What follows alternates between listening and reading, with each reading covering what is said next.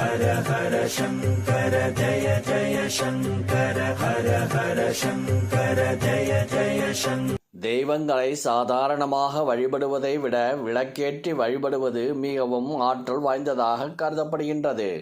தெய்வத்தின் படமோ சிலையோ இல்லாத பட்சத்தில் ஒரு விளக்கை ஏற்றி வைத்து வழிபட்டால் நாம் வேண்டும் குறிப்பிட்ட அந்த தெய்வம் விளக்கின் சுடரில் ஆவாகனமாகி எழுந்து அருளி நமக்கு அருள் செய்வதாக நம்பிக்கை. விளக்கு என்பது தெய்வ சக்தி வாய்ந்தது என்பதால் விளக்கேற்றி வழிபடும் இடத்தில் எதிர்மறை ஆற்றல்கள் நீங்கி தெய்வ ஆற்றல் பெருகும் என்பது நம்பிக்கை.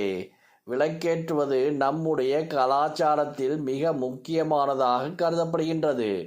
இருந்தாலும் விளக்கேற்றுவதில் பலருக்கும் தொடர்ந்து பல சந்தேகங்கள் இருந்து கொண்டுதான் உள்ளது. எந்த திசையில் விளக்கேற்ற வேண்டும், எத்தனை முகங்கள் விளக்கேற்ற வேண்டும், எந்த உலோகத்தால் ஆன விளக்கை ஏற்ற வேண்டும் போன்ற பல விஷயங்கள் பார்த்து செய்தாலும் விளக்கேற்றிய பிறகு வாரத்திற்கு ஒரு முறையாவது விளக்கினை சுத்தம் செய்வோம். அப்படி சுத்தம் செய்யும் போது விளக்கேற்ற பயன்படுத்திய திரியை என்ன செய்ய வேண்டும் என்பது பலருக்கும் தெரியாது.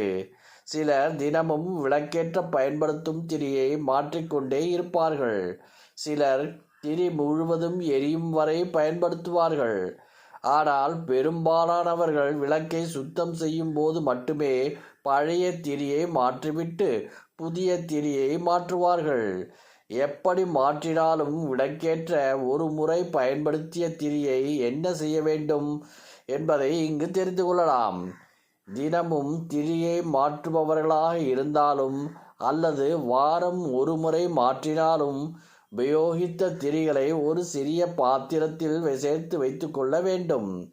கொஞ்சம் திரிகள் சேர்ந்ததும் வீட்டில் இருக்கும் அனைவரையும் கிழக்கு முகமாக பார்த்து உட்கார வைத்து இந்த திரிகளை பயன்படுத்தி திஷ்டி சுத்த வேண்டும்.